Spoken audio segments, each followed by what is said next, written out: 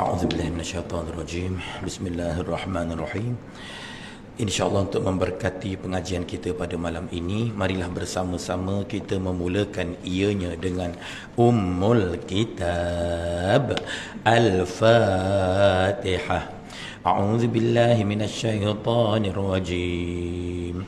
Bismillahirrahmanirrahim.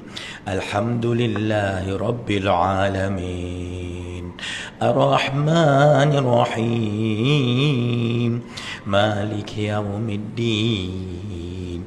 Iyyaka na'budu wa iyyaka nasta'in. Ihdinas siratal mustaqim. Siratal ladzina an'amta 'alaihim ghairil maghdubi 'alaihim waladdallin. Amin. A'udzubillahi minasyaitonirrajim. Bismillahirrahmanirrahim. Innal hamdalillah nahmaduhu wa nasta'inuhu wa nastaghfiruh wa na'udzu billahi min syururi anfusina wa min sayyiati a'malina. May yahdihillahu fala mudilla lahu wa may yudlil falan tajida lahu waliyyan mursyida. Ashhadu an la ilaha illallah wahdahu la syarika lah wa ashhadu anna Muhammadan abduhu wa rasuluh.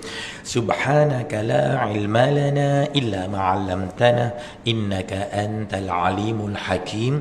Rabbi shrah li sadri wa yassir li amri wahlul 'uqdatam min lisani yafqahu qawli. Amma ba'd.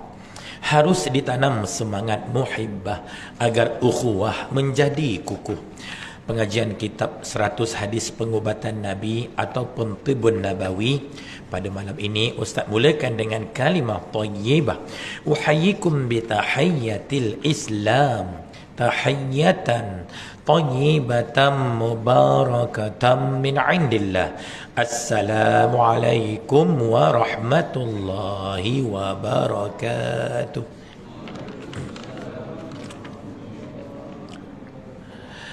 Yang saya muliakan Al-Fadhil, Tuan Imam, barisan Tuan-Tuan Imam, barisan Tuan-Tuan Bilal, seluruh ahli jawatankuasa Surau An-Nur Seksyen 20 Shah Alam yang diketuai oleh Tuan Pengerusi Surau, Tuan-Tuan Guru, para alim ulama, para asatizah, para ilmuwan, para cendekiawan, para pencinta-pencinta ilmu, para pencinta kepada majlis-majlis ilmu, muslimin muslimat, hadirin hadirat sidang jemaah yang merupakan bakal-bakal penghuni syurga yang dirahmati oleh Allah dan disayangi oleh Nabi-Nya Muhammad sallallahu alaihi wasallam. Jadi malam ni suara Ustaz agak serak-serak basah ya, ala-ala suara Ramli Sarip ya. Kalau Ramli Sarip ada malam ni, nescaya dia akan berkata, "Ustaz, kita geng." Ya, subhanallah. Namun ala kulli hal masih ada suara ya. Syukur. Ini merupakan satu nikmat daripada Allah, kerana ada saudara-saudara kita di luar sana langsung tak ada suara, mereka bisu ya. Mereka berkomunikasi menggunakan bahasa isyarat ya. Masya-Allah. Jadi syukur atas limpahan nikmat Allah yang begitu banyak, yang tak terkira banyak, yang tak terhitung banyaknya ya Allah. Wa in ta'uddu ni'matallahi la tuhsuha. Dan jika kamu nak menghitung nikmat-nikmat Allah, pasti kamu tak akan mampu untuk menghitungnya. Marilah kita bersyukur banyak-banyak pada Allah atas semua nikmat-nikmat kurniaannya ini ya Allah ya. Satu malam Aisyah radhiyallahu anha melihat Nabi Muhammad sallallahu alaihi wasallam solat malam hingga bengkak-bengkak kaki ya. Masya-Allah. Aisyah pun berkata, "Ya Rasulullah, engkau Habibullah, engkau maksum, dah diampuni dosa-dosa kamu yang lalu, sekarang dan yang akan datang. Kenapa engkau masih solat sampai begini teruknya?" Dijawab oleh baginda sallallahu alaihi wasallam, "Ya Aisyah, wahai Aisyah, afala akuna abdan syakura? Bukankah aku ini termasuk di kalangan hamba-hamba Allah yang bersyukur?" Masya Allah ya. Nabi solat malam sampai pecah-pecah tumit kaki, sampai bengkak-bengkak kaki, bukan sebab Nabi nak pahala, bukan sebab Nabi nak Allah ampuni dosa, sebab Nabi tak ada dosa, tapi Nabi melakukan sedemikian semata-mata nak melahirkan tinggi-tinggi rasa syukur pada Allah yang tak terhingga atas semua nikmat pemberiannya yang tak terhingga banyak. Ya Allah, marilah kita sama-sama jadi hamba Allah yang bersyukur atas semua nikmat-nikmat ya pemberiannya. Alhamdulillahillazi bi ni'matihi tatimmus shalihat. Segala puji-pujian hanyalah untuk Allah yang dengan nikmat-nikmatnya itu sempurnakanlah kebaikan-kebaikan ya. Alhamdulillah. Baik, malam ni buka muka surat 73 hadis yang ke-76. Tajuknya mengambil upah dari ruqyah ya. Mengambil upah dari ruqyah. Maksudnya kita menerima upah daripada khidmat ruqyah kita pada orang, atau barangkali kita sendiri mengenakan yuran ya, atau pembayaran. Baik, bismillahirrahmanirrahim. An Abi Sa'id Al-Khudri radhiyallahu anhu anna nasan min ashabin Nabi sallallahu alaihi wasallam atau ala hayyin min ahya'il Arab falam yaqruhum fabainama hum kadhalika idh ludigha sayyidu ulaika faqalu hal ma'akum min dawa'in aw raqin faqalu innakum lan taqruna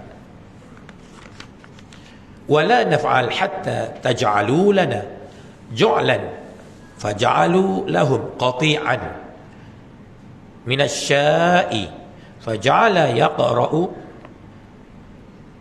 bi ummil Qur'an wa yajma'u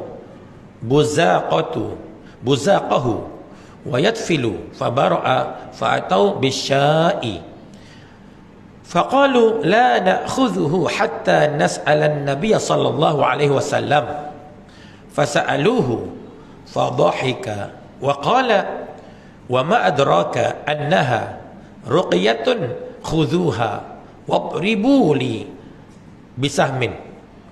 Baik, terjemahan hadis dari Abi Sa'id Al-Khudri radhiyallahu anhu menceritakan beberapa orang dari sahabat Nabi sallallahu alaihi wasallam telah singgah di satu kawasan penempatan Arab.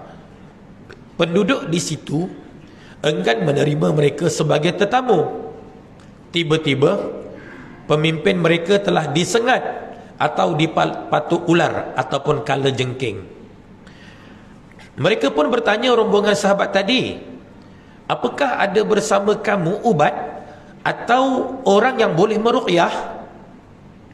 Rombongan sahabat itu menjawab, tetapi tadinya kamu enggan menerima kami menjadi tetamu.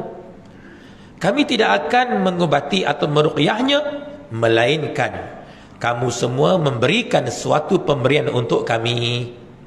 Penduduk kampung tersebut sudi memberikan mereka potongan dari daging kambing. Lalu Abu Sa'id membacakan surah Al-Fatihah dengan menghimpunkan air liurnya dan meniupkan, yakni ke tempat sengatan tadi dengan sedikit air ludah. Lalu sembuhlah pemimpin kaum tadi. Penduduk kampung memberikan mereka kambing. Mereka berkata, kita tidak akan memakannya melainkan setelah kita bertanya Nabi sallallahu alaihi wasallam. Mereka pun bertanya Nabi. Nabi ketawa dan berkata, bagaimana kamu tahu surah Al-Fatihah itu adalah ruqyah? Makanlah dan berikan sebahagian untukku. Sahih Al-Bukhari dalam kitab At-Tib. Subhanallah ya. Jadi hadis ini dalil keharusan mengambil upah ya, daripada khidmat meruqyah orang sakit ya. Maksudnya apa? Nabi mengizinkan untuk sahabat-sahabat tadi makan kambing ya, yang mana asalnya sahabat mensyaratkan pada orang yang nak merawat ketua kaum dia tadi yang disengat binatang berbisa, kala jengking atau dipatuk ular tadi, dia kata boleh tapi dengan syarat. Masya Allah ya. Lalu mereka pun setuju dengan syarat tersebut. Tiba-tiba bila dah diruqyah, Baca Fatihah je tuan-tuan. Ini juga menjadi dalil nak meruqyah orang-orang yang disengat binatang berbisa. Ayatnya ialah Ummul Kitab, surah Al-Fatihah. Itu ruqyah untuk sengatan binatang berbisa. Masya Allah, mudah kan? Dah hafal kan? Alhamdulillah, boleh beramal lepas ini insya-Allah ya. Subhanallah. Jadi dengan izin Allah sembuh. Bila sembuh, terpaksalah penduduk kampung tadi bagi sebagaimana telah dijanjikan, seekor kambing. Tapi bila sahabat Nabi menerima upah seekor kambing tadi sebagaimana perjanjian awal, mereka tak berani nak makan. Sehinggalah kita kena tanya Nabi dulu, tanya Rasulullah dulu. Bila tanya Rasulullah tentang perkara tersebut, Nabi ketawa ya. Nabi ketawa. Cuma Nabi tanya, macam mana korang boleh tahu ya surah Al-Fatihah itu rawatan untuk apa, ruqyah untuk binatang berbisa? Betul, Nabi kata makanlah ya, makanlah sebahagiannya ya. Dan berikan sedikit sebahagiannya untukku. Masya Allah. Maknanya apa? Harus boleh. Kalau tak boleh, mesti Nabi dah larang. Kalau tak boleh, pasti Nabi tak akan ambil walaupun sedikit daripada bahagian kambing tadi ya. Masya Allah. Masya Allah ya. Jadi ada keharusan ya. Jadi kalau ada kawan-kawan kita, dia tukang bekam ke, tukang urut ke, tukang refleksologi ke, tukang apa lagi buat hidrologi, apa-apa sajalah rawatan ya. Rendaman kaki ke, mandi sauna, apa saja. Jadi kalau dikenakan bayaran, kita kena ikhlaskan hati, sebab memang ada keharusan di situ ya. Tidak ada larangan. Masya Allah. Baik, kita lihat ulasan hadis. Berdasarkan hadis ini, jumhur ulama memutuskan. Jumhur ni maknanya sebahagian besar ulama atau majoriti ulama memutuskan keharusan mengambil upah atas khidmat mengajar Al-Quran. Mazhab Hanafi menyanggah jumhur, di mana menurut pandangan mereka tidak harus mengambil upah mengajar Al-Quran, kerana ia adalah ibadah dan pahalanya ditanggung oleh Allah Ta'ala. Adapun membaca Al-Quran untuk tujuan ruqyah diharuskan mengambil upah kerana ia masuk dalam bab mengubati, bukan mengajar. Ya. Masuk bab mengubati ya, bukan mengajar. Masya Allah. Ini cuma mazhab Imam Hanafi je lah. Tapi jumhur ulama lain mengharuskan, tak ada masalah. Hatta kita mengajar Al-Quran pun boleh kita mengambil pembayaran ya, mengambil upah daripada khidmat kita mengajar Al-Quran. Memang ada hadisnya tentang itu. Baik, ini dipetik daripada kitab Fathul Bari Imam Ibnu Hajar, bab ma yu'ta fi ruqyati ala ahya'il arab bi fatihatil kitab. Baik, itu yang pertama ya, dalil tentang keharusan mengambil upah daripada khidmat meruqyah. Subhanallah. Ingat lagi tak apa itu ruqyah? Kita dah belajar bulan yang lalu ya. Ruqyah itu adalah bacaan-bacaan ya, sama ada Al-Quran ke, atau zikir ke, atau doa-doa yang maksur ke atas pesakit. Itu dia ruqyah ya. Itu dia ruqyah. Baik. Dan Imam Ibnu Hajar rahimahullah telah membahaskan keharusan ruqyah itu ada tiga. Tiga. Ada tiga ni harus ruqyah. Kalau tak ada ketiga-tiga ataupun dua daripada tiga atau salah satu daripada tiga, maka jatuh haram hukum ruqyah tadi, tidak menjadi harus lagi. Itu telah kita pelajari bulan yang lalu. Baik, lihat muka surat 75 hadis yang ke-77 ya. Tajuknya ruqyah untuk al-ain ya. Ruqyah untuk al-ain. Bismillahirrahmanirrahim. An Aisyah radhiyallahu anha qalat amarani Rasulullah sallallahu alaihi wasallam au amara ayyustarqa minal ain. Dari Aisyah radhiyallahu anha menceritakan Rasulullah sallallahu alaihi wasallam menyuruhku atau baginda menyuruh untuk diruqyah dari al-ain. Sahih Al-Bukhari dalam kitab At-Tib. Jadi Nabi suruh diruqyah ke atas orang-orang yang terkena al-ain ya. Maknanya apa? Al-ain ini satu-satunya ubat untuk merawatnya tak lain, iaitulah ruqyah ya. Kalau orang terkena penyakit al-ain, barangkali makanlah Panadol, makanlah ubat-ubat klinik, makanlah ubat-ubat hospital. Barangkali tak ada kesan sama sekali. Barangkali begitu. Kerana Nabi bagi tahu ubat untuk orang terkena penyakit al-ain adalah ruqyah. Nabi suruh ruqyahkan kepada orang-orang yang terkena penyakit al-ain. Masya Allah. Hadis ke-78. Bismillahirrahmanirrahim. An Ummi Salamah radhiyallahu anha anna an-nabiy sallallahu alaihi wasallam ra'a fi baitiha jariyatan fi wajhiha saf'atun faqala astarqu laha fa inna biha an-nazrah. Dari Ummu Salamah radhiyallahu anha menceritakan, Nabi sallallahu alaihi wasallam melihat di rumahnya, yakni rumah Ummu Salamah, seorang hamba perempuan yang mukanya berubah dari warna asalnya. Lalu baginda berkata, mintalah dibacakan ruqyah untuknya kerana ia telah terkena ain, yakni pandangan mata. Sahih Al-Bukhari dalam kitab At-Tib.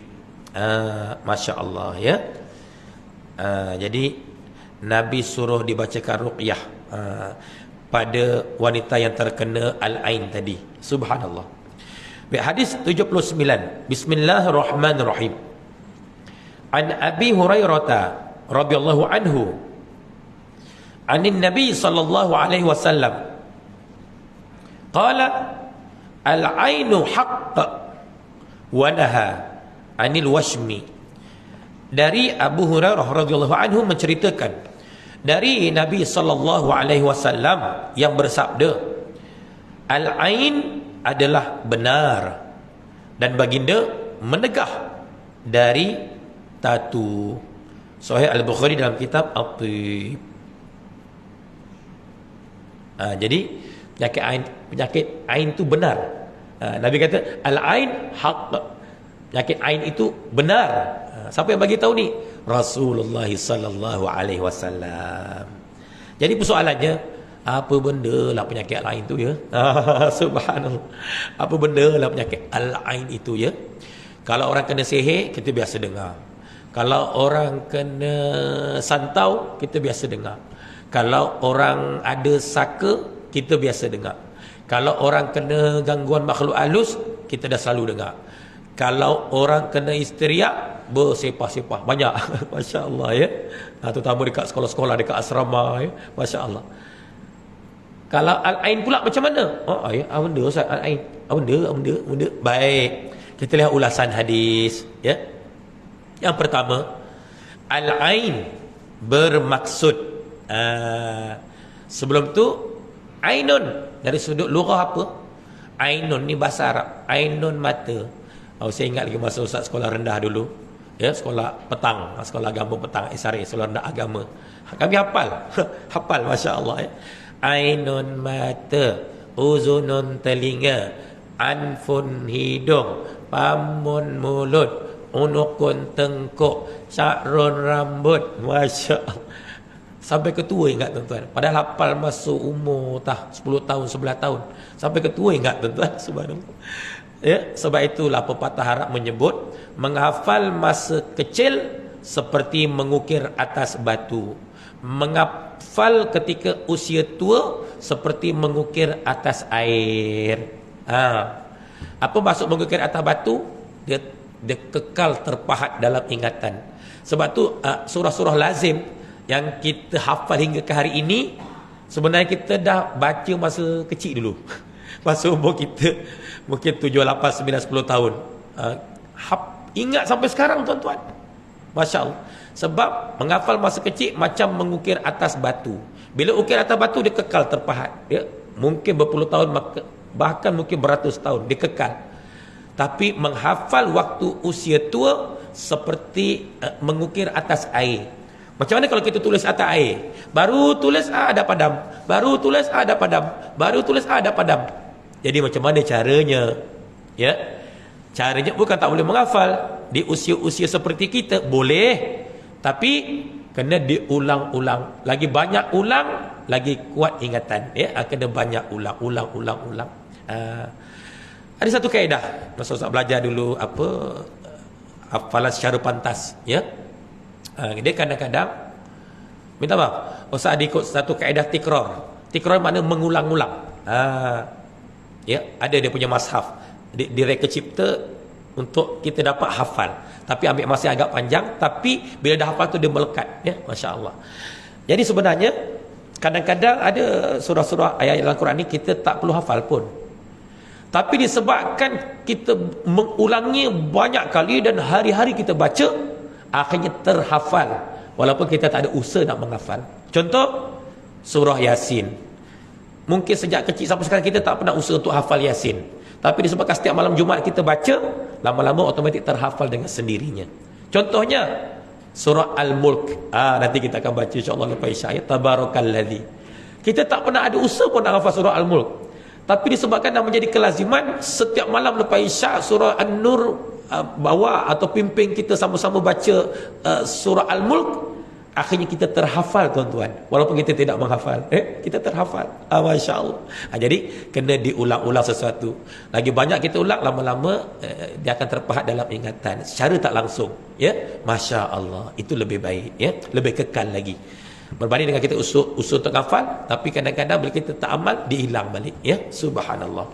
Baik, jadi al-ain bermaksud pertama, renungan mata dari musuh atau dari orang berhasad yang menyebabkan orang yang dipandang mendapat sakit, ya.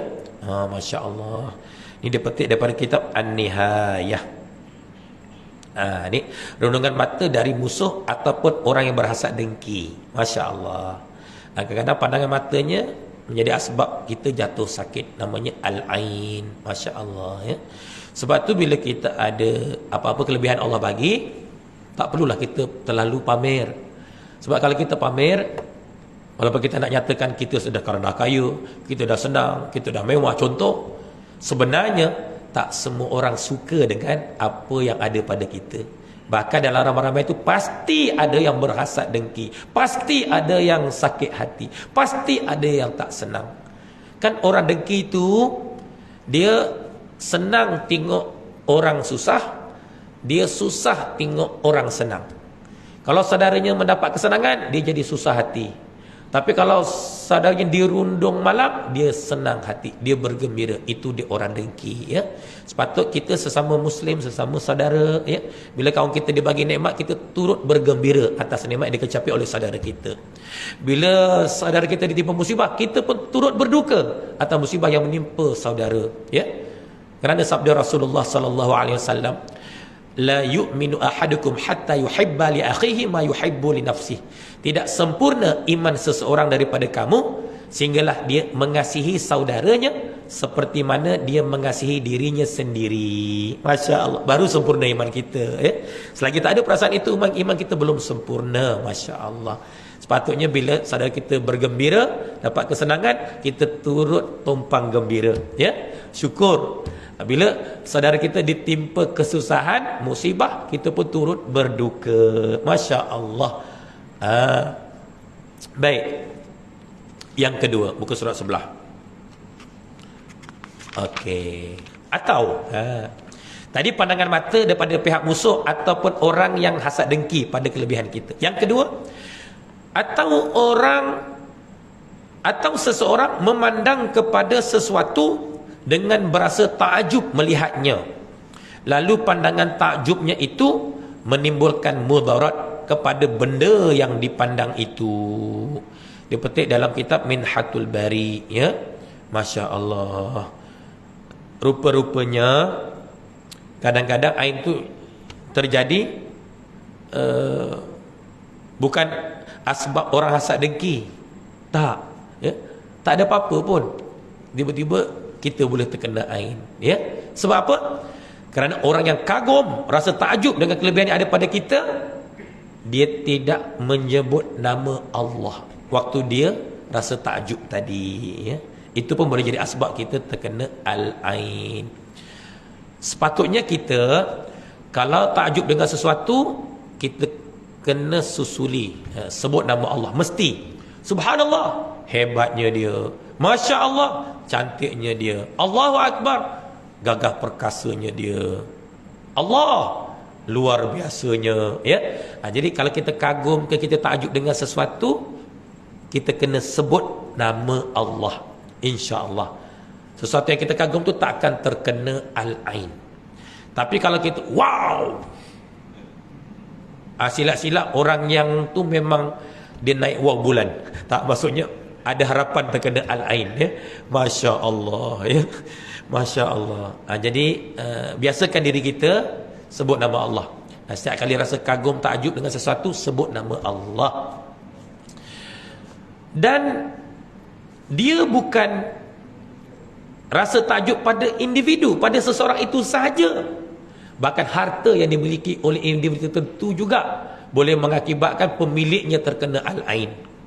Contoh, ada orang masuk taman perumahan kita, kan, dia bawa Ferrari, Spider, dahsyat. Ataupun dia bawa Lamborghini Aventador, ya. Ataupun dia bawa bag Bugatti Veyron, apa dahsyat. Ataupun dia bawa Rolls Royce, apa lagi lah sambungannya, saya pun tak ingat, kan. Subhanallah. Tiba-tiba kita rasa kagum dengan kereta yang masuk taman perumahan kita, kita tak sebut nama Allah. Nanti yang terkena al-ain bukan kereta tu, tuan-tuan, pemilik kereta tu yang terkena al-ain. Masya Allah, tuan-tuan. Sebab tu kagum dengan apa saja, sebutlah nama Allah, insya-Allah tak akan terkena al-ain, ya. Kita berhenti seketika laluan untuk azan isya. Falyatafaddal mashkura.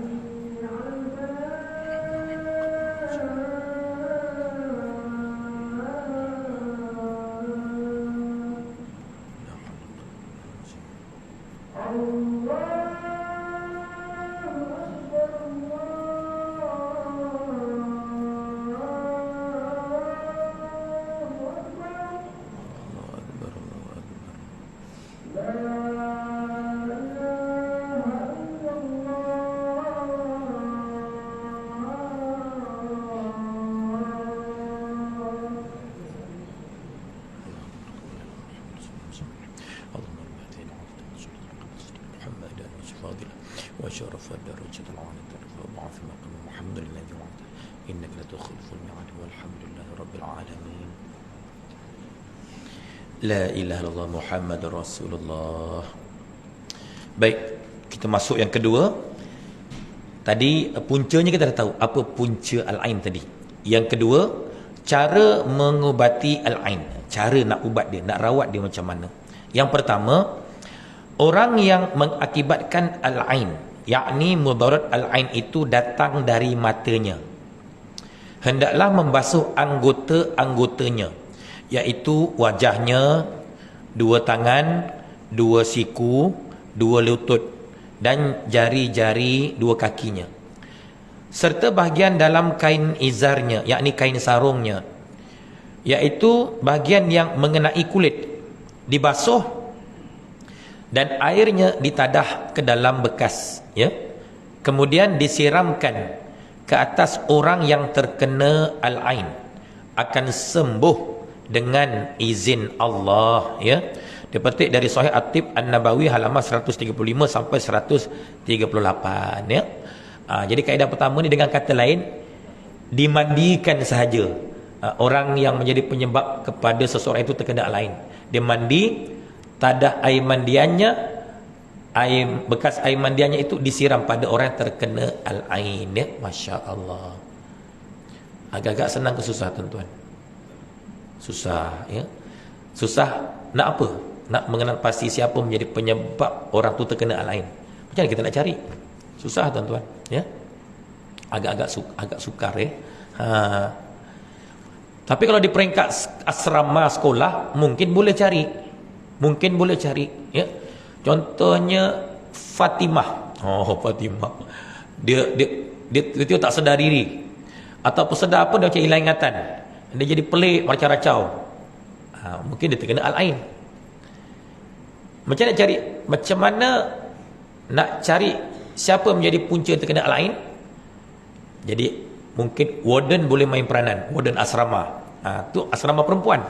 Warden asrama lelaki, ya. Waktu malam dia jangan tidur. Ketika mana pelajar lelaki semua dah tidur, dia jangan tidur. Sebab apa? Dia nak mengenal pasti, nak buat pengecaman. Siapa menjadi punca Fatimah tadi terkena al-ain. Tiba-tiba pukul 2:30 malam, ya, 2:30 pagi atau malam, ya, ada pelajar lelaki tu dia mengigau. Dia menyebut-nyebut nama Fatimah. Fatimah, oh Fatimah. Contoh. Dan dapat tangkap. Barangkali dialah punca Fatimah terkena al-ain. Sebab angaunya membawa sampai tidur, sampai mimpi. Dahsyat. Dia bukan angau waktu kehidupan biasa di luar, bahkan dalam tidur pun termimpi-mimpi. Tu orang kata penyakit angau, angau. Mamat tadi dia katakan penyakit angau. Itu yang dikata apa? Makan tak kenyang, tidur tak lena, mandi tak basah. Mamatlah orangnya. Contoh. Angaunya sampai bawa dalam mimpi tersebut Fatimah, mungkin dia. Jadi kalau dia dapat dapat pengecaman mamat ni, besok suruh mamat tu mandi. Air mandiannya ditadah, air mandian itu disiramkan pada tubuh badan si Fatimah tadi. InsyaAllah mujarab, ya. Ini salah satu kaedah masya-Allah, ya. Ini ulama yang tulis, ya. Baik. Yang kedua pula, macam ni caranya? Okey, yang kedua, dibacakan ar-ruqyah untuk mengubat al-ain. Antaranya ayat 51 dari surah Al-Qalam, ya. Ayat 51 daripada surah Al-Qalam. Okey. Nanti tuan-tuan boleh buka surah Al-Qalam. Surah Al-Qalam ni lepas surah Al-Mulk, ya. Lepas surah Al-Mulk ayat 51 dibacakan pada orang yang terkena al-ain. Yang ketiga pula, orang yang mengakibatkan al-ain mengambil wuduk, kemudian air wuduknya disiramkan ke atas mangsa yang terkena al-ain. Ini lebih mudah sebab ambil wuduk saja. Kalau yang pertama tadi, dua siku, dua kaki, dua lutut, dan senang cerita mandi je lah. Mandi, tak ada airnya, disiram pada orang terkena al-ain. Kaedah ketiga ni, orang menjadi punca seseorang itu terkena ain, memadai dia berwuduk saja. Dia tak ada air bekas wuduk, lalu disiram pada orang yang terkena al-ain. Ini lebih mudah. Namun cara yang paling mudah tentulah cara yang kedua tadi, diruqyahkan. Sebab cara pertama dan cara yang ketiga, sebab nak cari orang yang menjadi punca seseorang terkena ain, itu yang menjadi kesusahan, kerumitan pada kita nak mengenal pasti. Kang tersilap, kita dah tuduh sembarangan tanpa bukti. Contoh. Tapi andai kata dapat kenal pasti, jadi mudah kerja. Tapi kalau tak dapat kenal pasti, cara paling mudah kita ruqyahkan sahaja, ya. Baca surah Al-Qalam ayat 51. Nanti tuan-tuan boleh buka, ya. Dibaca. Baca tu macam-macam kaedah.